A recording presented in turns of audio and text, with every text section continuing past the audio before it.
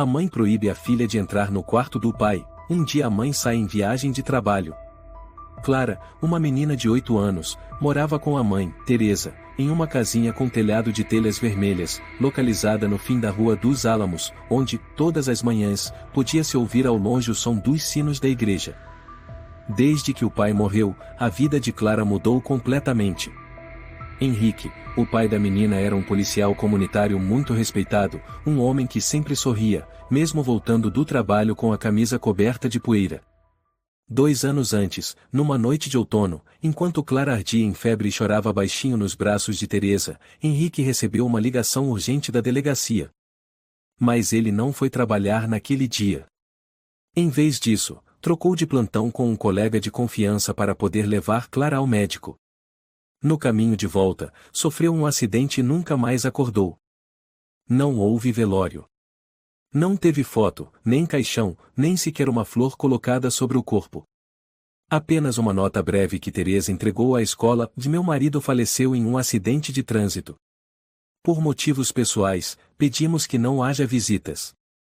Quando Clara perguntou, a mãe apenas disse: foi doloroso demais, não quero falar sobre isso. E assim o assunto foi encerrado. Ninguém mais podia entrar no quarto de Henrique. A porta branca de madeira, no fim do corredor do 2º andar, estava trancada desde a morte dele. Teresa pendurou um pequeno crucifixo na maçaneta e advertiu Clara: e nunca chegue perto daquele quarto. Está me ouvindo, Clara? Nunca. Mas, e é o quarto do papai. Não fale mais sobre isso. A voz de Teresa era fria e dura como pedra. Desde que Henrique se foi, a mulher que antes era alegre e carinhosa, com uma voz calorosa, havia se transformado completamente. Tornou-se severa, quase cruel, reclusa e raramente sorria. Todas as manhãs, Teresa vestia uma camisa cinza, saia preta, prendia o cabelo em um coque impecável e saía de casa às 7h30 em ponto para trabalhar no escritório de contabilidade da cidade. Clara, que antes era uma menina ativa e brincalhona no jardim, agora vivia entre seu caderno de desenhos, lápis de cor e sonhos fragmentados sobre um pai sem nome, sem rosto. Certa vez, Clara perguntou a Vicente, o carteiro idoso que passava toda quarta-feira de manhã: seu Vicente, o senhor conheceu meu pai? Vicente assentiu, os olhos opacos se apertando atrás dos óculos grossos. Sim, ele era um bom homem. Sempre sorria. O senhor foi ao velório do meu pai? O velho hesitou. Sua mãe, e não fez nenhum. Todo mundo achou estranho. Mas enfim, você ainda é pequena, não se preocupe com coisas de adulto. Aquela resposta deixou Clara em silêncio pelo resto da manhã. O quarto de Henrique era o maior tabu da casa.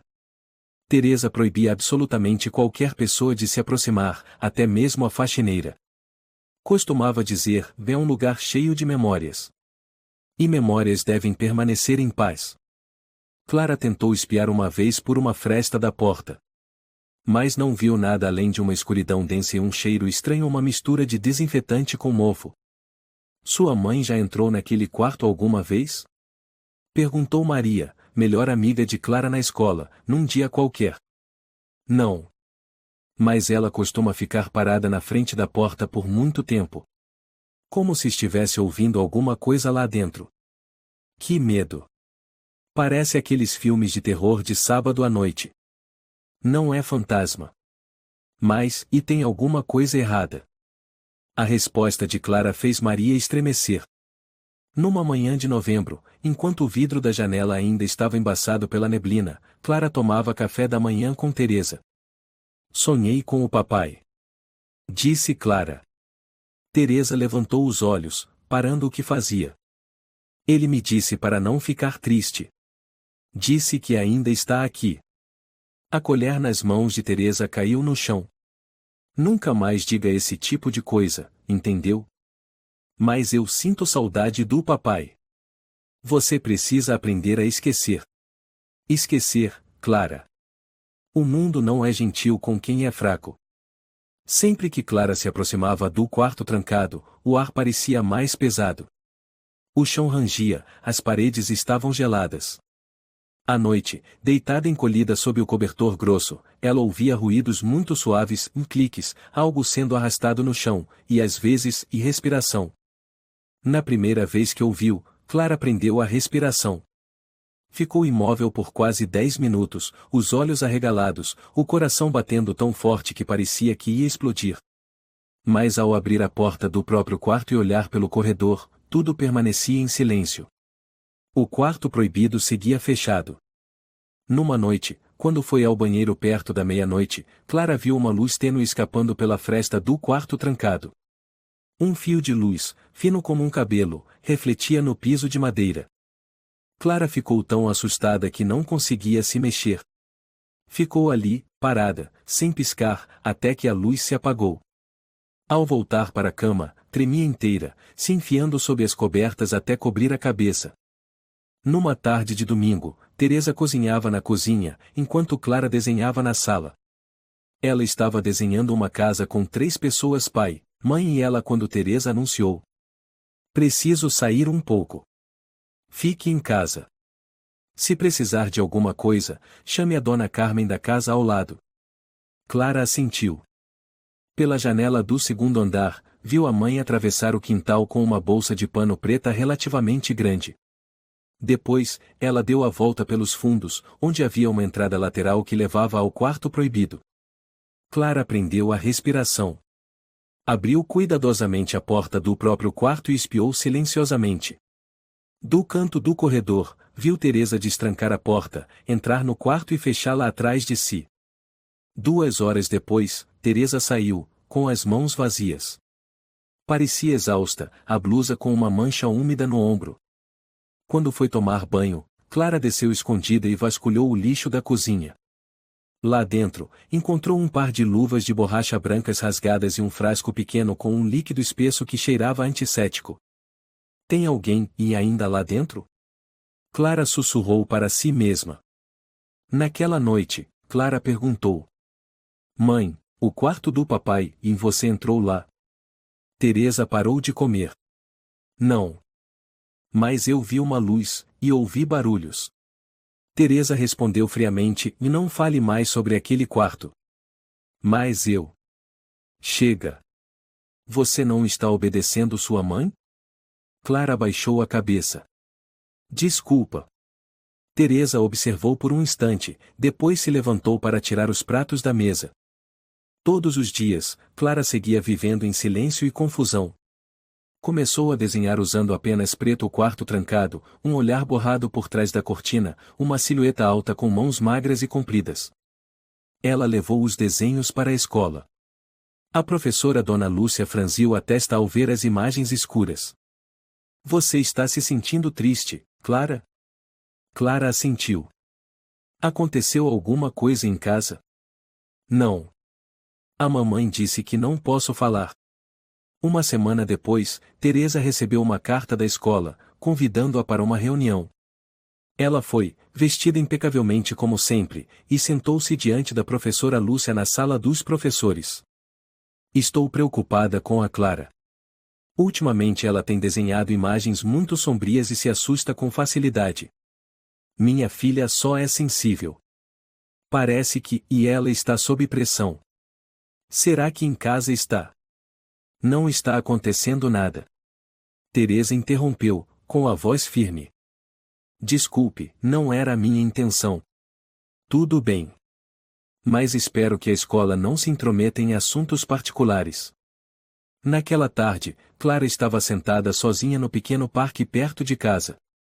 A avó-mãe de Henrique passou por ali por acaso e, ao ver a menina quieta, resolveu parar. "Clara, o que foi, meu anjo?" "Vó, e a senhora sabe o que tem dentro do quarto do papai?" A idosa ficou em silêncio por muito tempo. Então suspirou suavemente. "Isso é coisa de adulto, meu bem. Não se preocupe com isso." "Mas, e por que todo mundo esconde as coisas de mim?" "Porque há dores, e que não são fáceis de explicar." Depois daquela conversa com a avó, Clara não voltou a perguntar. Mas por dentro, as dúvidas nunca pararam de girar em sua cabeça. Sentia como se todo o mundo dos adultos escondesse um segredo ao qual ela não podia ter acesso. Quanto mais proibida, quanto mais evitada, mais sua curiosidade crescia como um rio subterrâneo, forte e silencioso. Nas noites sem lua, quando o som dos grilos ecoava pelo campo, Clara deitava-se em silêncio sob o cobertor, ouvindo atentamente. O quarto proibido não era apenas uma porta trancada. Era uma entidade viva, que existia em silêncio e se movia nas sombras. Em certas noites, um som de respiração suave vinha de lá de dentro. Não era o vento. Não era um gato. Era um ritmo respiratório lento, pesado, constante como a respiração de alguém doente. Às vezes, escutava também um som metálico leve batendo em madeira e depois, o silêncio. Clara começou a registrar tudo em um caderninho azul escondido debaixo do travesseiro. Segunda-feira, 11h12, luz pela fresta da porta. Terça-feira, respiração mais clara. Quinta-feira, som de arrasto, como se alguém puxasse uma cadeira. Ela não contou a ninguém. Não porque não quisesse, mas porque já sabia e ninguém acreditaria. A professora provavelmente sugeriria um psicólogo. Teresa ficaria furiosa, e a avó apenas balançaria a cabeça em silêncio. Uma vez, ao visitar a casa de um colega, Clara contou a Caio o menino mais curioso da classe. Acho que tem alguém dentro do quarto. Mas minha mãe me proibiu de chegar perto. Caio arregalou os olhos. Então você precisa abrir escondido. Igual nos filmes de detetive. Mas ela trancou a porta. Deve ter uma chave em algum lugar, né? Sua mãe não engoliu ela. Aquela ideia atravessou Clara como um raio de luz. Sim. A mãe podia ter guardado a chave em algum lugar na bolsa, na gaveta, ou naquela caixinha marrom no criado mudo. A partir daquele dia, Clara começou a procurar. Sempre que a mãe ia tomar banho ou descia para a cozinha, Clara entrava em silêncio no quarto dela. Teresa trancava a gaveta do criado mudo, mas Clara descobriu como abrir com um arame fino, enfiando pela fresta da fechadura. Era um truque que Caio havia ensinado no recreio. Dentro da gaveta, havia uma bolsinha de veludo preto. Dentro dela, um molho de chaves e chave do depósito, do portão, de um armário de arquivos e uma pequena chave prateada, sem identificação. Clara imaginou que fosse a chave do quarto proibido. Ela não a pegou. Não naquele momento. Mas 3 dias depois, quando Teresa adormeceu exausta no sofá após um longo dia de trabalho, Clara vasculhou a bolsa da mãe e pegou a pequena chave. Escondeu-a dentro da boneca de pano chamada Sofia, sua única amiga que sempre a ouvia sem reclamar. Desde então, Clara carregava a chave consigo o tempo todo. Era sua arma, sua promessa, sua única esperança de descobrir a verdade que a atormentava havia 2 anos, o que realmente aconteceu atrás daquela porta. Numa manhã de domingo, enquanto Teresa limpava a sala, Clara se aproximou do quarto proibido. Fingiu deixar cair um lápis de cor e se abaixou para pegar, mas manteve os olhos fixos na fresta da porta. Lá dentro ainda estava escuro. Mas dessa vez, ela ouviu, um gemido. Um som muito baixo, como de alguém com dor. Clara se virou rapidamente, o coração disparado. Teresa ainda esfregava o chão, sem prestar atenção. Clara não disse nada. Mas desde aquele instante, sua preocupação se transformou em medo. Naquela tarde, Teresa foi até a casa da vizinha Dona Marta para conversar sobre o bolo de aniversário da filha dela. Clara ficou sozinha em casa por cerca de meia hora. Ela não perdeu a chance. Correu para o andar de cima, parou diante da porta proibida, as mãos tremendo. Pensou em tentar a chave, mas parou. Ainda não. Não era a hora certa. E se tivesse realmente alguém lá dentro? E se fosse alguém perigoso?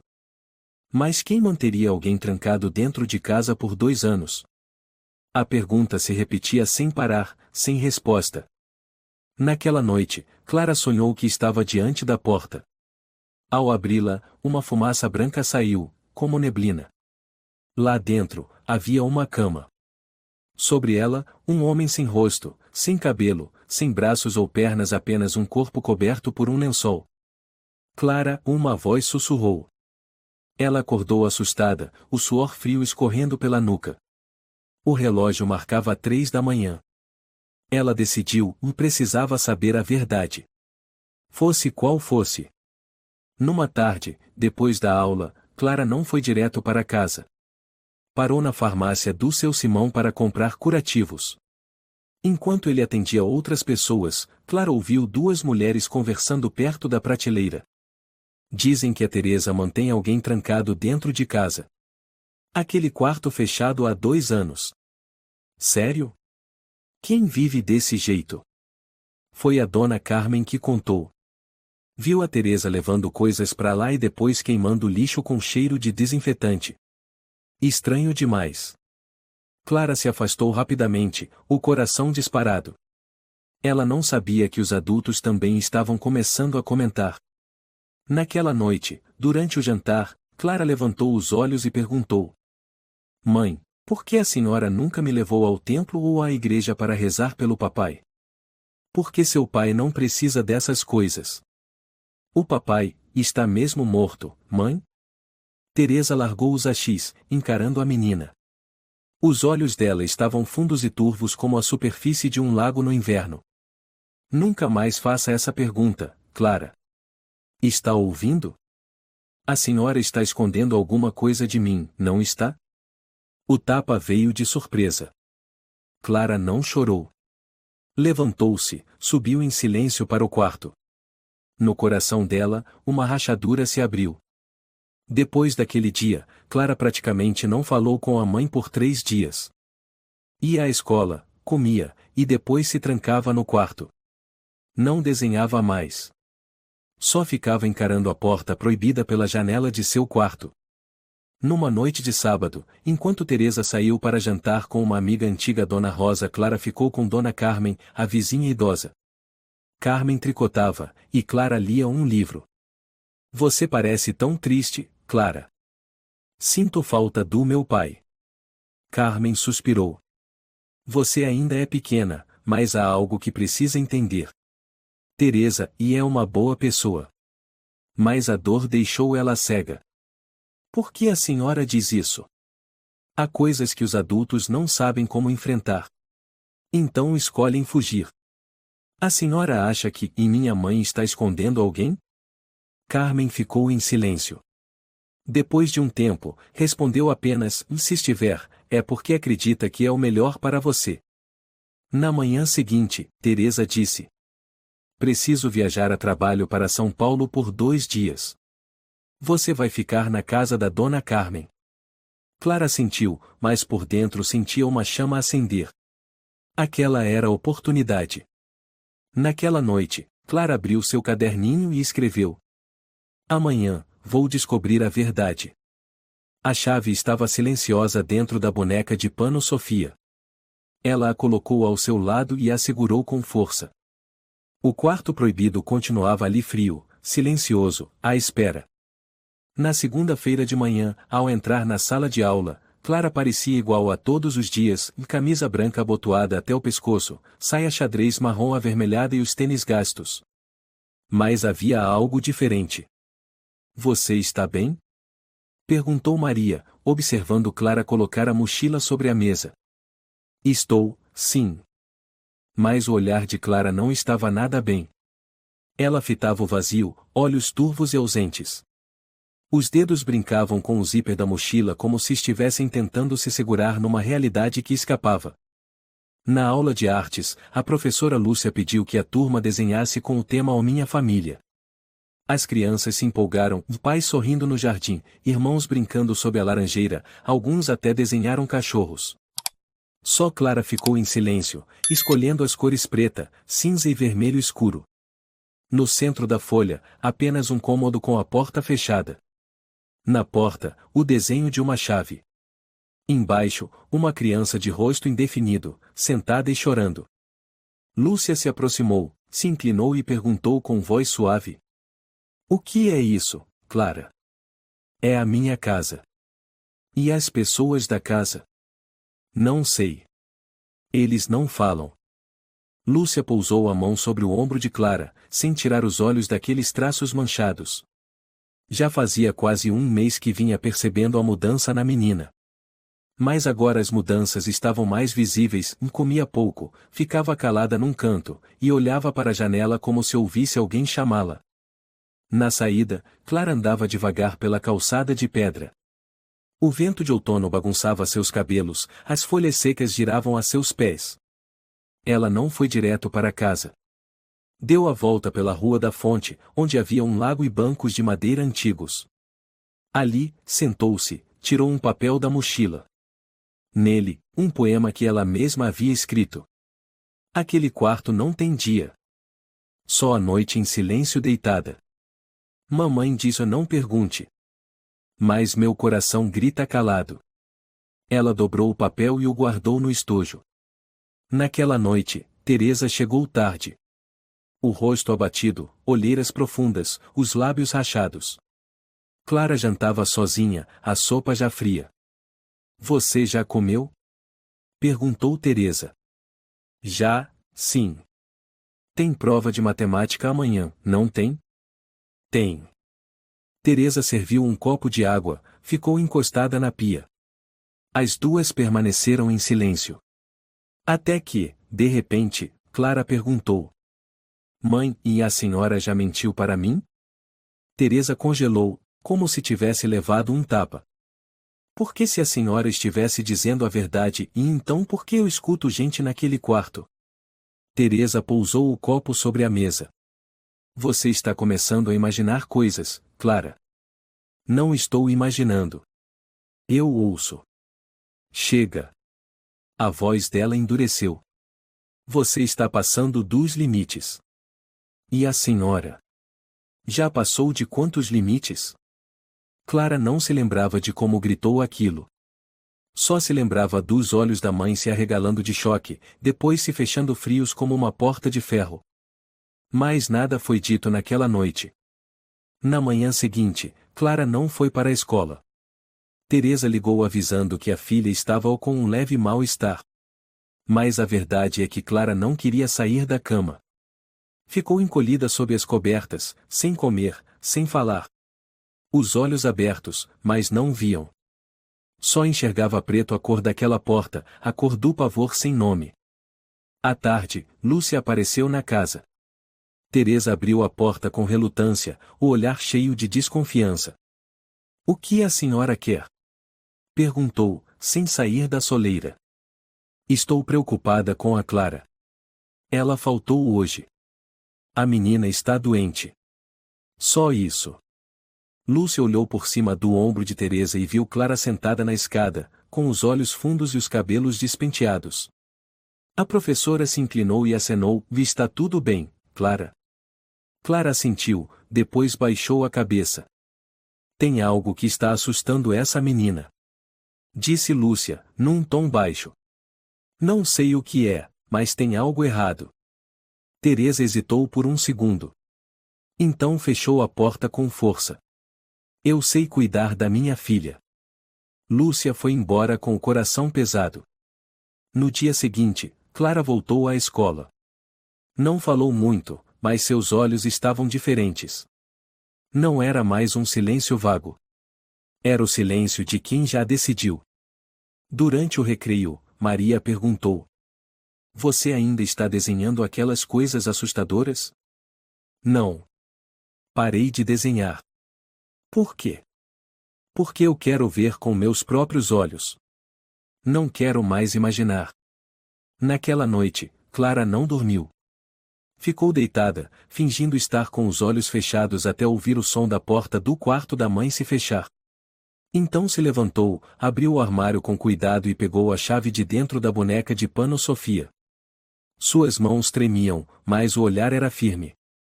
Saiu para o corredor, pisando como se andasse sobre água. O assoalho de madeira rangia sob seus pés. O vento assobiava pelas frestas da janela, trazendo consigo um cheiro de terra molhada e desinfetante. Ela parou diante da porta branca. Colocou a mão na maçaneta e encostou o ouvido. Nada. Apenas um silêncio mortal. Enfiou a chave. A chave girou. Mas então, e ela a retirou. Não. Ainda não. Não era o momento. Na manhã seguinte, Teresa saiu com a mala às 7h15. Beijou a testa da filha. Seja boazinha. Não dê trabalho para Dona Carmen. Sim, mãe. Clara acenou enquanto via a mãe embarcar no ônibus no fim da rua. Dona Carmen estava ao lado, com uma cesta de verduras na mão, dizendo: qualquer coisa, corre para casa da vovó, ouviu? Clara assentiu. Vou passar um pouquinho na casa de uma amiga e já volto. Vai e volta cedo. Mas Clara não foi à casa de amiga nenhuma. Deu a volta pela porta dos fundos da própria casa, destrancando com a chave reserva escondida no vaso de planta. A casa estava em silêncio absoluto.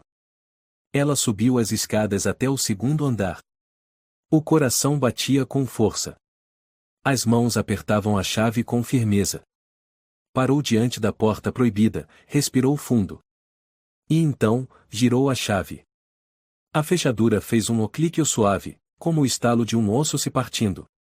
Clara ficou paralisada, o coração batendo tão forte que parecia querer rasgar o peito.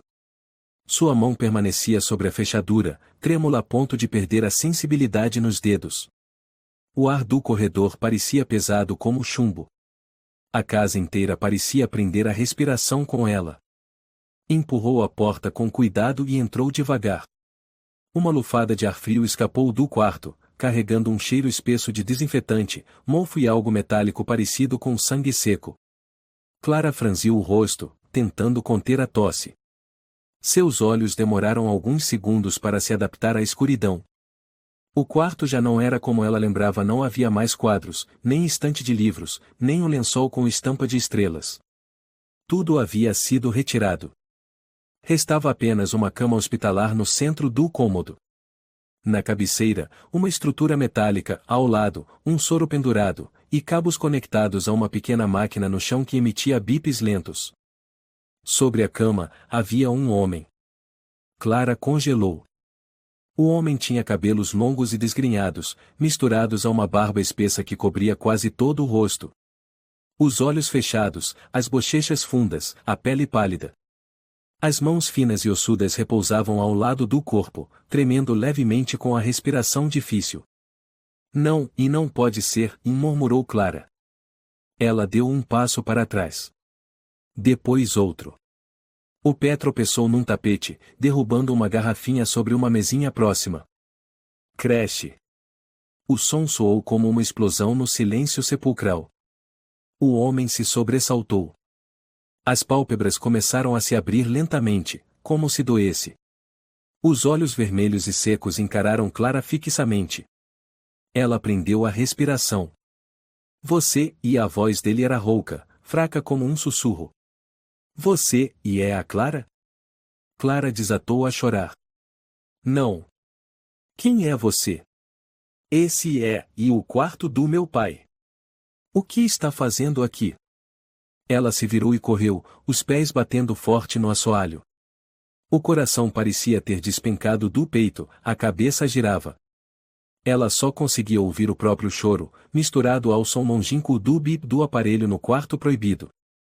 Escondeu-se na cozinha, sentando-se atrás do armário. Abraçou os joelhos e chorou até perder o fôlego. Os olhos ardiam, o peito doía como se estivesse sendo apertado por dentro. Não pode ser. Mamãe disse que o papai morreu. Então quem é ele? Por que me chamou pelo nome? Por que está no quarto do meu pai? Cada pergunta era como uma lâmina afiada cravada em sua mente. Estava tão apavorada que queria gritar, mas a garganta estava trancada. As mãos frias como gelo. A chave ainda estava no bolso do casaco, agora parecendo um objeto quente, queimando sua pele. Não sabia quanto tempo ficou ali. A mente girava, confusa como num pesadelo. Quando conseguiu se acalmar um pouco, saiu e voltou ao corredor. A porta ainda estava aberta. A cortina do quarto se movia levemente com o vento vindo da janela entreaberta. Dessa vez, entrou mais devagar. O homem ainda estava deitado, olhos fechados, os lábios se movendo levemente, respirando com dificuldade. Clara ficou de pé ao lado da cama, as lágrimas caindo sem parar. Quem é o senhor? Ele não abriu os olhos. Ela se aproximou mais. Segurava a boneca Sofia com força, agora não mais um brinquedo, mas um amuleto frágil. Meu pai, e morreu. O senhor não pode estar aqui. Depois de um tempo, o homem abriu os olhos mais uma vez. Neles havia algo estranho, dor, arrependimento e ternura. Eu, e não sou seu pai. Disse ele com voz fraca. Eu, e sou Carlos. Clara franziu a testa. Aquele nome e ela nunca tinha ouvido antes. Carlos quem? Amigo do seu pai. Policial. Ela recuou um passo. Não acredito. Carlos fechou os olhos por um instante, depois os abriu, olhando para o teto como se tentasse se lembrar de algo. Naquele dia, e seu pai, e trocou o turno comigo, e porque você estava com febre. O coração de Clara se apertou. Seu pai disse, e que levaria você ao hospital. Eu, e fiquei no lugar dele. Mas, e ele sofreu o acidente. Morreu na hora. Clara ficou imóvel. Carlos continuou, a fala entrecortada por acessos de tosse. Eu, e fiquei muito ferido, e coluna quebrada, e entrei em coma, e perdi a memória, e por quase um ano. Quando acordei, e não sabia quem eu era. Teresa, e me acolheu. Não, e não quiseram me mandar pro sanatório. Clara ficou sem palavras. Balançava a cabeça, sem conseguir acreditar. Mas por que, e por que minha mãe escondeu isso de mim? Carlos tentou virar o rosto na direção da menina. Seus olhos estavam turvos, marejados. Porque sua mãe tinha medo que você se machucasse. Tinha medo que você pensasse que ia a morte do seu pai e foi culpa sua. Um arrepio percorreu a espinha de Clara. Ela caiu de joelhos no chão, com as mãos sobre a cabeça. Dor, choque e confusão chegaram como um tsunami. Tudo em que ela acreditava, a morte do pai, o silêncio da mãe, o quarto proibido, foi virado de cabeça para baixo. Carlos tossiu levemente, tentando continuar. Eu, e não merecia viver. Teresa, e me manteve aqui, e para se redimir, para que você não ficasse sozinha. Mas, e minha mãe disse que meu pai tinha morrido, e sem velório, sem foto. Nada. Foi, e dor demais. Teresa, e não aguentou. Ela, e quis manter tudo, e intacto, e neste quarto. Clara gritou. Não. O grito rasgou o silêncio como uma faca, fazendo Carlos estremecer. A menina correu para fora do quarto, dessa vez não por medo, mas por revolta. Desceu até a sala, arrancou do prego o retrato de casamento dos pais pendurado na parede. O vidro se quebrou, os estilhaços se espalharam pelo chão. Mamãe mentiu pra mim. Mamãe me enganou. Ela quebrou também um porta-retrato menor da estante. Fragmentos de memórias, os restos do que um dia foi uma família feliz, agora jaziam em pedaços sobre o frio piso de cerâmica. Uma chuva repentina começou a cair do lado de fora. As gotas batiam nas janelas, misturando-se ao som da respiração ofegante dos soluços contidos de Clara. Ela correu até a porta, escancarou e se lançou para fora, sob a tempestade. Sua roupa ficou encharcada, os cabelos grudavam no rosto. Sentou-se no chão do quintal, abraçando os joelhos, com as mãos pequenas apertando o barro. Dona Carmen, a vizinha, ouviu os gritos e correu até lá. Clara! O que houve, meu amor? A menina não respondeu. Apenas ficou ali, chorando, como se parar de chorar fosse o mesmo que deixar o coração se despedaçar. Dona Carmen a abraçou, cobrindo-a com um xale. Eu vi alguém naquele quarto do papai. Você entrou naquele quarto? A voz de Carmen era tomada pelo espanto. Sim, e um homem, e a mamãe escondeu ele de mim, e durante 2 anos inteiros. Dona Carmen apertou Clara com mais força, mas não disse nada. Tudo aquilo ultrapassava qualquer explicação. Enquanto isso, Teresa estava sentada no ônibus de volta, com o celular na mão, recém-saída de uma ligação com Dona Carmen. O rosto dela estava lívido, os lábios apertados. As palavras de Carmen ecoavam em sua mente e Clara abriu a porta. A menina descobriu tudo. Teresa apertou os punhos, os olhos marejados. O mundo que ela se esforçou tanto para proteger por 2 anos com silêncio, mentiras e disciplina de ferro enfim desabava. A chuva não parava de cair sobre os telhados vermelhos da pequena cidade perto de Campos do Jordão. O céu escuro parecia uma colcha suja cobrindo todas as casas. A água batia nas folhas, compondo uma sinfonia melancólica sem fim. Clara continuava sentada, encolhida na varanda, com as lágrimas se misturando à chuva, escorrendo longas sobre o rosto. Dona Carmen puxou o xale para cobrir as costas da menina, passando a mão suavemente sobre os ombros. Clara, e você está gelada, vamos entrar. Eu não quero entrar. Eu não quero mais ver essa casa, disse Clara com a voz embargada. Dona Carmen sentou-se ao lado, mesmo com o vestido longo encharcado. O que aconteceu naquele quarto, me conta. Clara mordeu os lábios, apertando o barro entre os dedos. Um homem, chamado Carlos, e ele disse que era melhor amigo do meu pai. Ele está no quarto do meu pai, e há 2 anos. A mamãe escondeu isso de mim. Meu Deus, e Carmen ficou sem fôlego. Ele disse que foi o papai que trocou de turno com ele e para me levar ao hospital no dia que tive febre. E então o papai morreu. A mamãe sabia. Ela escondeu tudo. Carmen olhava para Clara como se não acreditasse no que ouvia. Carlos? Não é possível. Mas, e se for verdade, e sua mãe carregou esse peso por muito tempo? Não. Clara se levantou, gritando. Ela não tinha esse direito. Ninguém tem o direito de mentir para mim assim.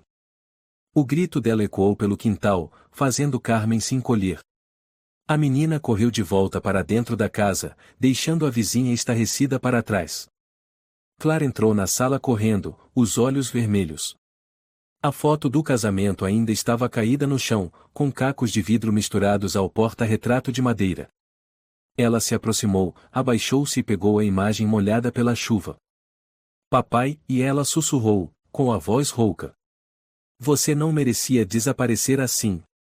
Sem funeral e sem nenhuma foto. Sem uma despedida.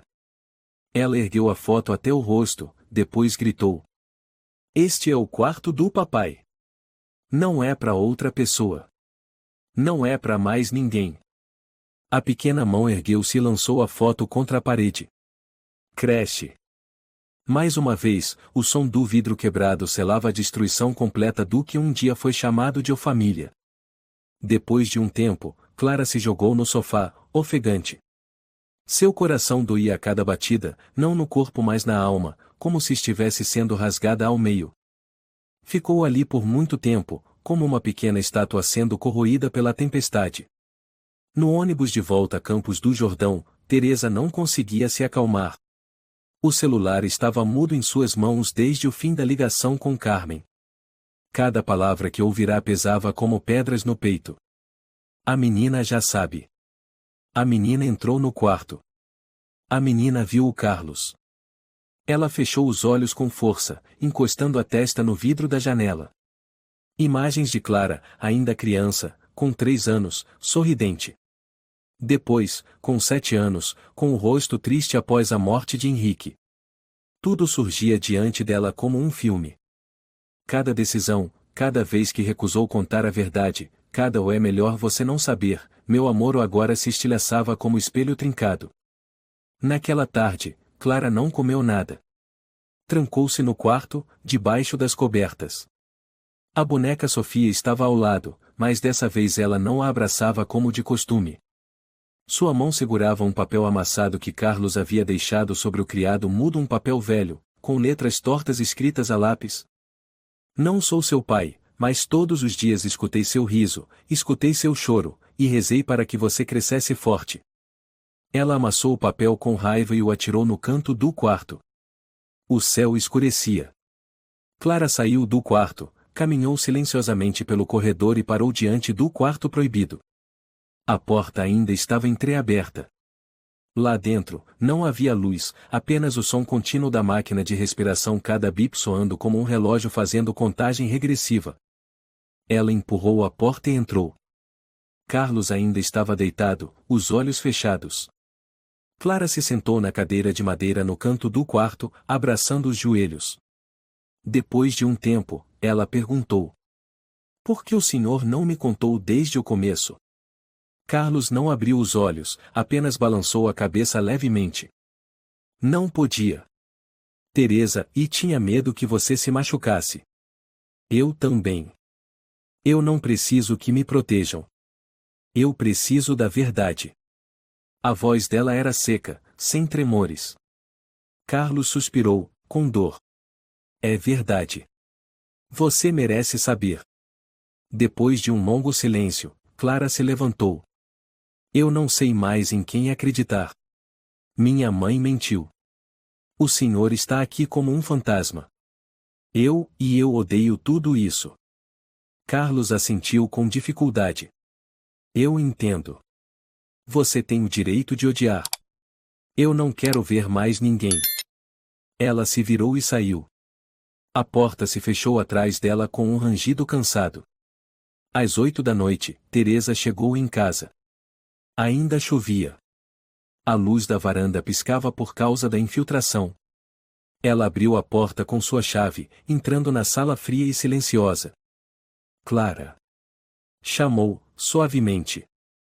Nenhuma resposta. Ela avançou mais alguns passos e viu a foto do casamento quebrada no chão, a moldura de madeira torta, cacos de vidro ainda úmidos de chuva seca. Parte da parede estava manchada por marcas de mãos sujas e trilhas de água. "Clara!" gritou, mais alto, o peito apertado. A menina estava sentada na cozinha, com a cabeça apoiada sobre a mesa, segurando firmemente a boneca. Teresa entrou em silêncio, como quem invade o próprio lar. Sentou-se à frente, sem dizer uma palavra. Depois de um tempo, Clara ergueu o rosto. Seus olhos estavam inchados, vazios. "Mãe, foi a senhora que matou o papai?" perguntou, a voz rouca. A pergunta caiu no ar como uma âncora de 1000 quilos. Teresa abriu a boca, mas não conseguiu emitir som. "Eu repito, a senhora matou o papai." As lágrimas caíram dos olhos de Teresa. "Não, Clara, eu juro por você. Eu não matei seu pai. Eu amei seu pai, até hoje ainda amo. Então por que nunca me disse nada? Por que me fez acreditar que ele foi apagado do mundo? Sem foto. Sem enterro. Sem despedida. Só, e proibições. Proibições. Proibições. Eu não sabia o que fazer. Tinha medo de que você se culpasse. Medo de que pensasse que a culpa era sua." Clara se levantou, recuando. "Mas eu merecia saber. Eu tinha o direito de sentir luto, de ficar com raiva, de dizer adeus. A senhora não tinha o direito de tirar isso de mim." A voz da menina ecoou por toda a cozinha. Teresa desabou sobre a mesa, os ombros tremendo. Clara se afastou e subiu para o quarto, batendo a porta. Naquela noite, a chuva continuava a cair. Mas ninguém dormiu. Carlos permanecia em silêncio no antigo quarto proibido, escutando o vento passando pelas frestas da porta, os passos leves de Clara subindo as escadas, e os soluços abafados sob as cobertas. Teresa estava sentada sozinha na sala, abraçada à foto do casamento quebrada. Cada vez que fechava os olhos, via Henrique sorrindo ao sol, ouvia Clara choramingar nos braços do pai, e via Carlos, o melhor amigo de Henrique, agora reduzido a uma sombra. E ela sabia que, no dia seguinte, tudo teria que mudar. Na manhã seguinte, a chuva havia cessado, mas o céu seguia encoberto, como um hematoma que ainda não desapareceu. Poças de água refletiam nuvens cinzentas no quintal. O ar estava frio e denso, sufocante, como se o próprio mundo compartilhasse o peso que envolvia aquela casa. Clara acordou com os olhos inchados e vermelhos. Ficou sentada na cama, abraçada à boneca Sofia. Não penteou o cabelo, não trocou de roupa. Apenas se levantou e caminhou lentamente pelo corredor.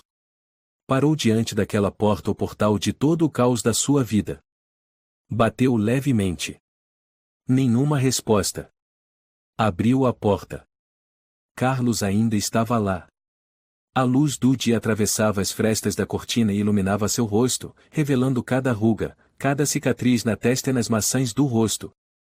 O cheiro de desinfetante permanecia, mais fraco, mas o odor envelhecido era nítido, o cheiro de alguém que viveu tempo demais na solidão. Clara entrou e fechou a porta atrás de si. Arrastou a cadeira para perto da cama e sentou, os olhos fixos em Carlos. Eu preciso saber de tudo, disse com voz rouca. Não da mamãe. Não de ninguém. Eu quero ouvir do Senhor. Carlos abriu os olhos e soltou um longo suspiro. Assentiu e fechou os olhos por um momento, como se estivesse recolhendo pedaços de memórias apodrecidas pelo tempo. 2 anos atrás, numa noite de outono. Henrique, seu pai, me ligou às 5 da tarde. A voz dele ainda era fraca, mas desta vez, firme. Você estava com febre alta. Teresa estava em pânico. Não conseguiu chamar um táxi. Seu pai disse que te levaria ao hospital, pediu que eu cobrisse o plantão dele. Eu aceitei. Era algo pequeno, entre amigos. Carlos respirou fundo, tentando manter o ritmo. Mas naquela noite, ao sair do hospital, seu pai foi atingido por um caminhão desgovernado no cruzamento. Morreu na hora. Clara fechou os olhos. Seu coração parecia ter sido cortado em pedaços. E o senhor? Perguntou. Eu estava na delegacia. Quando recebi a notícia, entrei no carro e fui até o local. Mas entrei em pânico, me culpei, perdi o controle do carro. Bati na mureta central. Sofri um acidente. Coluna fraturada. Fiquei em coma. Clara respirava com dificuldade. Minha mãe e nunca contou nada. Ela só disse que meu pai morreu num acidente. Nada mais. Por quê? Teresa tinha medo que você não aguentasse saber que, por sua causa, ele morreu. Ela achou que o silêncio te protegeria. Proteger como? Escondendo o corpo do melhor amigo do meu pai no quarto dele? Clara chiou. Criando um túmulo imaginário para eu acender vela com lágrimas todas as noites. Carlos não respondeu. Apenas olhou para o espaço vazio na parede onde antes havia uma foto de casamento, agora, só uma mancha escura. Todos os dias, sussurrou ele, eu ouvia você rir, ouvir você chorar, queria falar, mas não tinha permissão. Teresa, e estava ferida demais e assustada demais. Assustada com o quê? Com a ideia de te perder.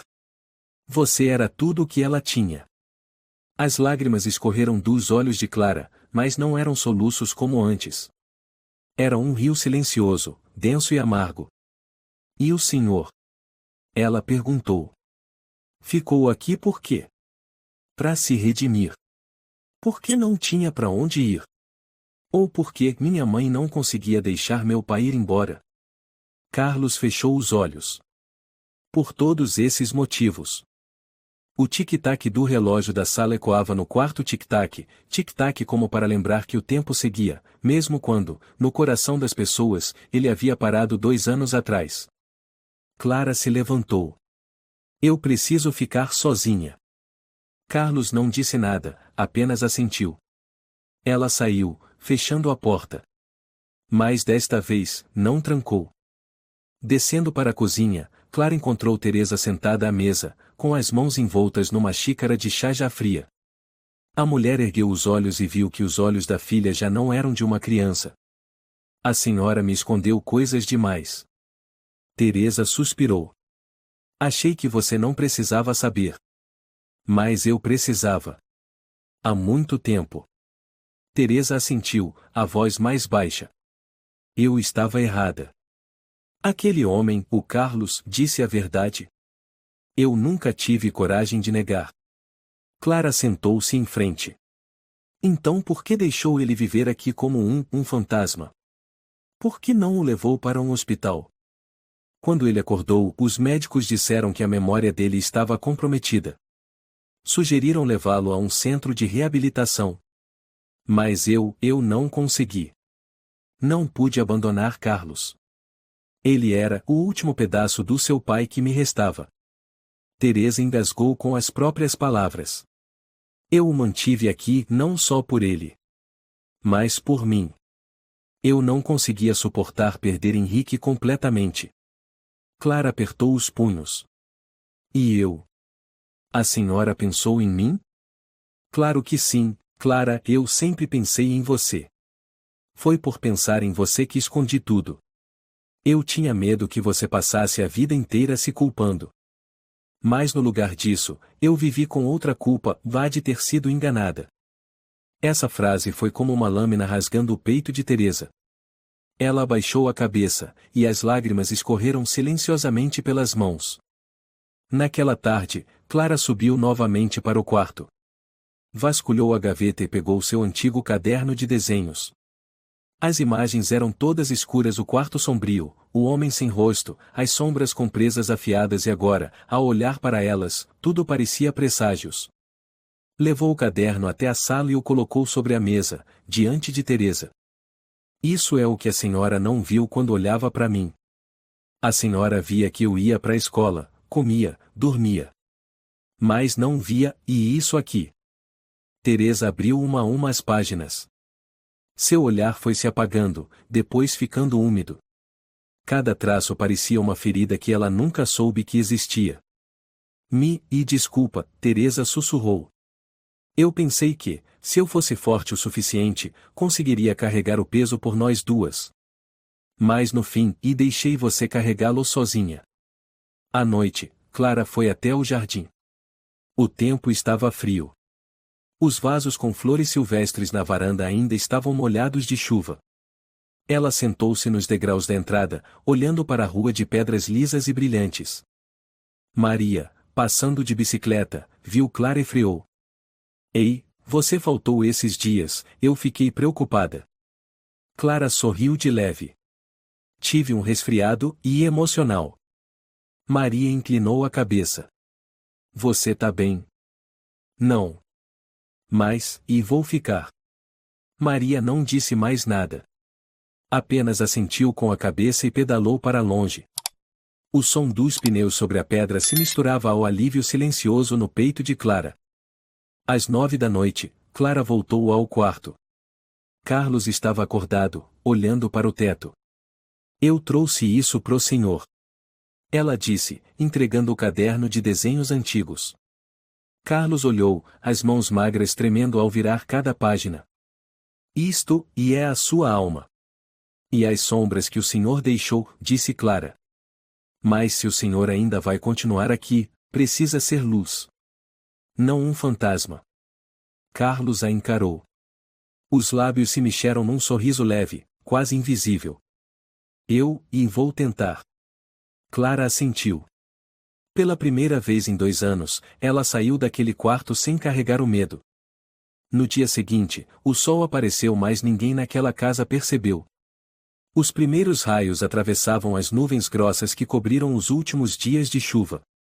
Pardais voltaram a cantar sobre a cerca coberta de trepadeiras, e o céu se abriu num azul irônico como se a natureza não soubesse da tempestade que ainda rugia dentro de uma menina de 8 anos. Clara acordou cedo, sentada à beira da cama. Pela janela, avistava o quarto agora sem tranca parado como um vigia silencioso. E, por algum motivo, aquele silêncio fazia tudo parecer uma encenação falsa. Ela não entrou mais ali. Não falou mais com Carlos. Nem olhou para a mãe. Manteve o silêncio durante toda a manhã. Teresa tentou. Quer comer alguma coisa, Clara? Nenhuma resposta. Tem prova de matemática semana que vem. Quer ajuda? Silêncio. Teresa suspirou. Você está brava comigo, eu entendo. Mas estou aqui, disposta a te ouvir. Clara apenas balançou a cabeça e saiu da mesa, subindo para o quarto. À tarde, ela estava sentada no quintal, arrancando folhas de um vaso de lavanda. As pétalas rasgadas caíam ao redor da barra da sua saia. Nas mãos, ela tinha um novo desenho, mas não era um desenho comum. Era um mapa. O mapa da casa, com um X vermelho marcado sobre o quarto do pai. No desenho, Clara traçou 3 figuras humanas, um homem deitado na cama, uma mulher de pé ao lado, e uma criança parada num canto. Na parte inferior da folha, ela escreveu: "Este é um lugar onde vivem pessoas, mas ninguém tem permissão para viver." Quando o sol começou a se inclinar no horizonte, Clara tomou uma decisão: precisava voltar àquele quarto uma última vez, não para visitar Carlos, mas para reivindicar seu pai. Ela entrou. Desta vez, sem bater. Carlos estava acordado, olhando para o teto. "Clara. Não me chame", ela cortou, a voz fria como o vento da manhã. Carlos hesitou, mas permaneceu calado. Clara ficou de pé no meio do cômodo, observando. Não restava nenhum traço de seu pai. Tudo havia mudado. A cortina era nova. A mesa com medicamentos, o soro, os equipamentos. Eu achava que esse lugar era sagrado. Que minha mãe não tinha coragem de entrar porque sentia falta do meu pai. Mas agora sei, ela entra aqui todos os dias. Não para lembrar dele, mas para cuidar de outro. Ela se aproximou da cama. "O senhor não é meu pai. Então por que está aqui?" Carlos respirava com dificuldade. E não escolhi. Mas o senhor também não recusou. Eu não tenho para onde ir. E por isso ocupou o lugar dele? O senhor sabe quantas noites eu passei parada nessa porta, pedindo só uma vez para ouvir a voz do meu pai? Eu achava que esse quarto era onde ele ainda vivia, na alma, na memória, em tudo. E o senhor só ficou aí, ouvindo, sem fazer nada. Carlos virou o rosto. Lágrimas escorreram. "Me desculpe", disse Clara, com a voz trêmula. "Mas eu não consigo aceitar. Eu não consigo considerar o senhor parte da minha família." Carlos assentiu, com dor visível. Clara recuou. "E me sinto traída. Pela minha mãe. Pelo senhor. Pelo silêncio." Ela saiu correndo do quarto, o coração disparado, a respiração aos solavancos. Desceu as escadas com pressa, quase escorregando, mas não parou. Teresa ouviu o barulho e correu da cozinha. "Clara! Não encoste em mim!" Ela gritou, recuando quando a mãe tentou se aproximar. Teresa parou, imóvel, sem reação. Clara a encarou com olhos avermelhados. "Este é o quarto do meu pai. Não é casa de mais ninguém." "Clara, eu não quis." "Não fala mais nada. A senhora transformou tudo isso numa prisão. Agora eu não tenho mais onde lembrar do meu pai. A senhora destruiu tudo." O grito dela parecia arranhar as paredes. Teresa apenas ficou ali, estática, as mãos soltas. Clara se virou, arrancou da parede o quadro de casamento, a única cópia que a mãe havia pendurado de novo, em silêncio, dias atrás. Ela ergueu-o bem alto. Creche. A moldura se espatifou no chão, o vidro estourando outra vez. Clara não chorou. Correu para fora. A chuva tinha acabado de recomeçar. Mais uma vez, os vizinhos viram Clara sair correndo pelo portão sem guarda-chuva, sem casaco. Os pés descalços pisavam a terra molhada, a saia suja de barro, os cabelos soltos como algas no fundo de um rio. Dona Carmen viu da janela e correu atrás, gritando: "Clara! Clara! Está chovendo, onde você vai?" Mas Clara não escutou. Correu pela viela de pedras até o pequeno parque onde costumava escrever poesia. A chuva caía branca sobre o céu, escondendo todos os caminhos. Ela se jogou num banco gelado, encolhendo-se, com a cabeça apoiada nos joelhos. Ninguém se aproximou. Só a chuva. 10 minutos depois, Teresa chegou. Estava encharcada, os olhos fundos e olheiras profundas. Quando viu Clara, parou. Não disse nada. Apenas se aproximou em silêncio e sentou-se ao lado. Clara virou o rosto. Não espero que me perdoe, disse Teresa.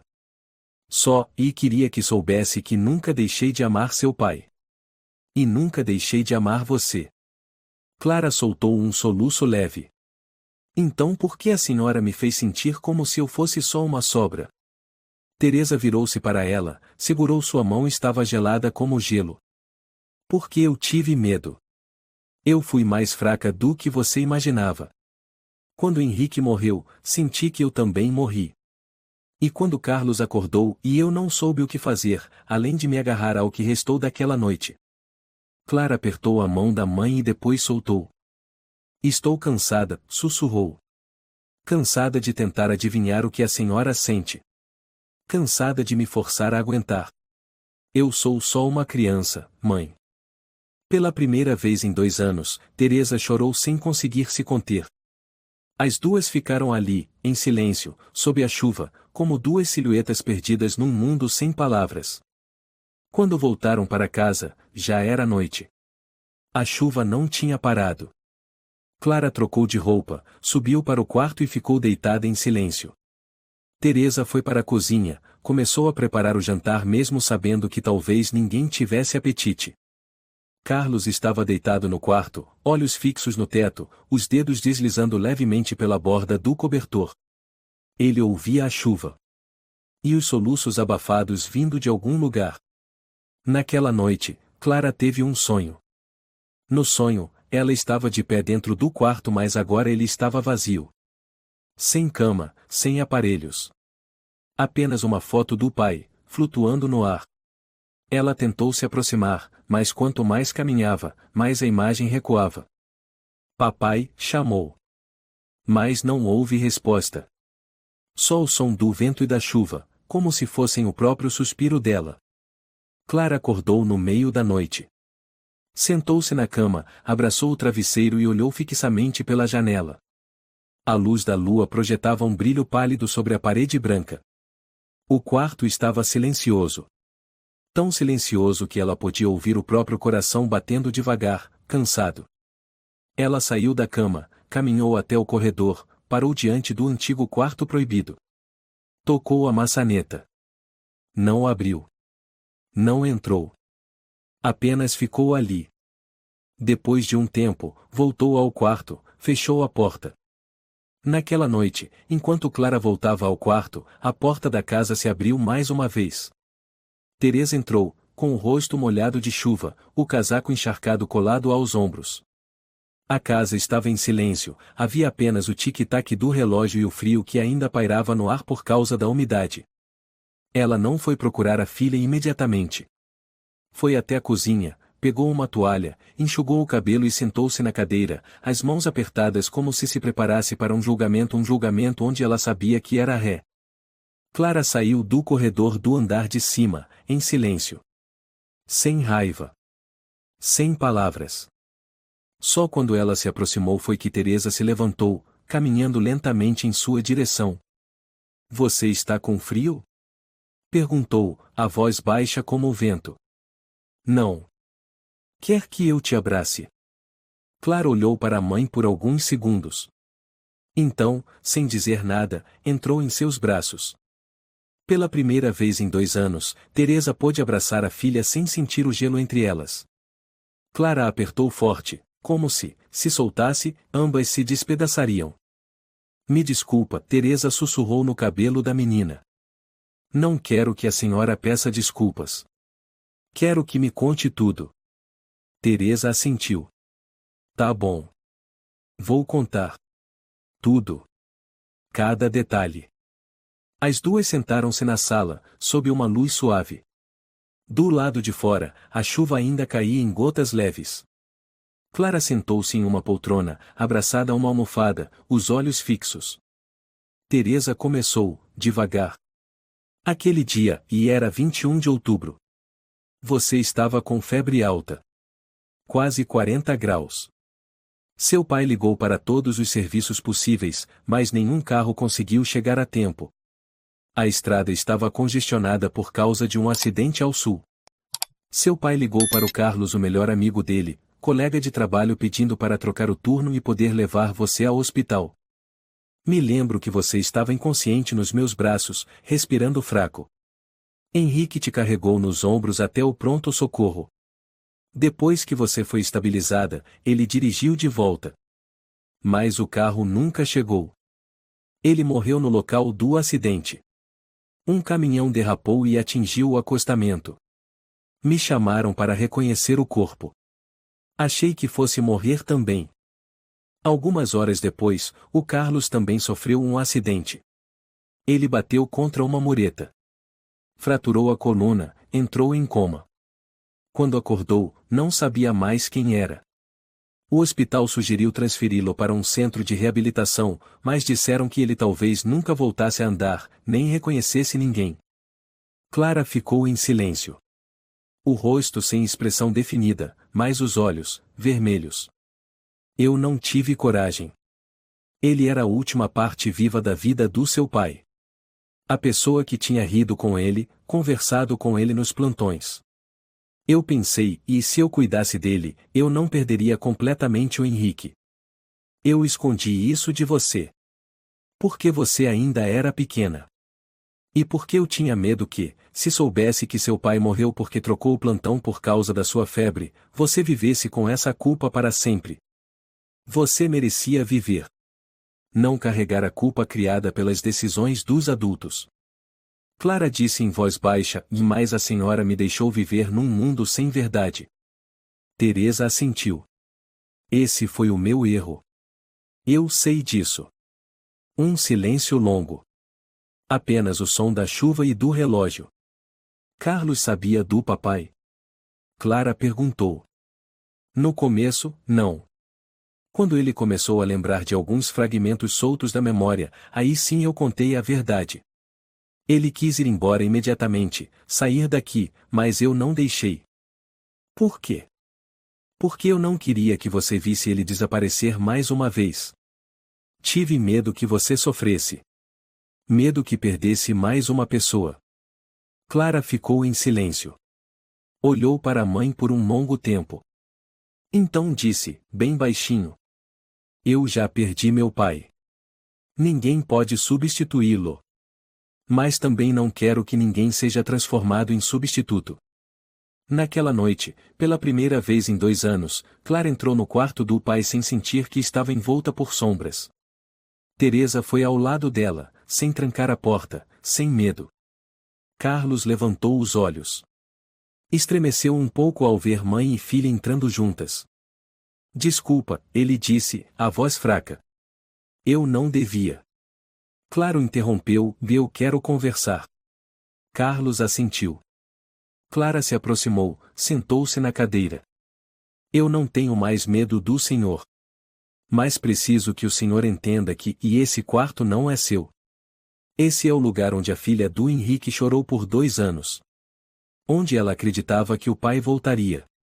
Onde ela achava que a memória ainda estava viva. Os olhos de Carlos se encheram de lágrimas. Eu não te odeio, Clara continuou. Mas o senhor precisa entender o seu lugar. O senhor não é o espírito do meu pai. O senhor é alguém que deve a ele a própria vida. E quero que o senhor retribua isso vivendo, mas vivendo com dignidade, sem fugir, sem se ver como um coitado. Carlos tentou se endireitar, os olhos brilharam sob a luz amarelada. Eu prometo. Não quero promessas. Quero ver o senhor fazer. Carlos sorriu levemente, fechou os olhos por um instante, e quando os abriu de novo, olhou para Clara como se, pela primeira vez, visse que ela não era apenas uma criança que precisava de proteção, mas a guardiã da verdade. Na manhã seguinte, Teresa começou a reorganizar o quarto. Pela primeira vez, ela tirou a velha cortina, abriu bem a janela. O vento da primavera entrou, trazendo o cheiro suave do sol e o canto dos pássaros. Ela limpou a poeira do porta-retrato antigo, recolocou a foto do casamento sobre a mesinha. Não mais como algo escondido, mas como uma lembrança de gratidão, um espaço onde os mortos seriam lembrados com verdade, e não com negação. Naquele jantar, os 3 sentaram à mesma mesa. Clara comeu pouco, mas o olhar estava mais calmo. Carlos disse suavemente, e seus desenhos são lindos. Vi os quadros no seu quarto. Vou desenhar de novo, Clara respondeu, mas desta vez, sem usar a cor preta. Teresa sorriu, os olhos marejados. Amanhã eu vou ligar para um fisioterapeuta pro tio Carlos. A gente vai recomeçar. Clara assentiu. Mas desta vez, ninguém vai esconder nada de ninguém. Nunca mais, disse Teresa. Naquela noite, Clara estava deitada no quarto, a luz da lua iluminando levemente a parede. Ela pegou o papel e começou a desenhar. Não era mais o quarto escuro. Ela desenhou 3 pessoas, uma mãe limpando uma foto de casamento, um homem em cadeira de rodas perto da janela, e uma menina regando as flores no jardim. Embaixo do desenho, ela escreveu: aqui é onde tem gente viva. E desta vez, todo mundo vai viver de verdade. No dia seguinte, o sol dourava toda a cidade. O céu estava límpido, de um azul raro depois de tantos dias de chuva. O som dos sinos da igreja vinha ao longe, misturado ao canto dos pardais entre as moitas de hibisco na varanda. A casinha perto de Campos do Jordão, antes cheia de silêncios doloridos, agora parecia leve, como se tivesse sido lavada. Clara estava diante do espelho, penteando o cabelo. Escolheu o vestido cru de tecido simples que a mãe tinha comprado, mas nunca usou, em parte por falta de ocasião, em parte porque os dias ensolarados nunca mais tinham voltado. Nas mãos, Clara carregava um caderno novo de desenhos. Capa dura, azul claro. A lombada era amarrada com um fio vermelho fino, simples, mas delicado. Ela passou a mão sobre a capa, como se estivesse tocando algo íntimo, essencial. Ao descer as escadas, viu Carlos sentado à janela. A luz atravessava a cortina recém-lavada, realçando suas maçãs do rosto fundas e os olhos, que agora brilhavam um pouco mais do que antes. No colo dele estava uma manta fina, e ao lado, a antiga pasta com desenhos que Clara lhe dera. Ele levantou os olhos. Clara. Tenho uma coisa pro senhor, disse ela, aproximando-se e colocando o caderno de desenhos nas mãos dele. Ele abriu, virou lentamente a primeira página. Ali havia o desenho de um quarto ensolarado, com flores num vaso, um homem sentado ao lado da cama e uma menina ao lado, segurando um lápis de cor. Na página seguinte, Clara aparecia no jardim, o sol iluminando seu rosto. Ao fundo, Teresa limpava uma janela e Carlos lia um livro. No rodapé, Clara escreveu com letra caprichada: eu não preciso que o senhor substitua meu pai. Mas preciso que o senhor viva. De verdade. Com dignidade. Por si mesmo. E por aqueles a quem deve. Carlos ficou paralisado por um instante. Fechou o caderno, levou a mão aos olhos. Eu vou viver, Clara. Não por arrependimento. Mas por gratidão. Na hora do almoço, Teresa começou a arrumar o guarda-roupa de Henrique, algo que ela nunca tinha tocado desde o acidente. Cada camisa dobrada, cada gravata, os sapatos bem engraxados, e tudo trazia de volta a imagem do marido que ela amou até o fundo da alma. Clara entrou no quarto no exato momento em que Teresa segurava o antigo casaco de policial de Henrique. O que a senhora vai fazer com isso? Ela perguntou. Vou guardar. Mas não para me esconder nas lembranças. Para lembrar. Lembrar de algo bonito que foi real. Clara assentiu.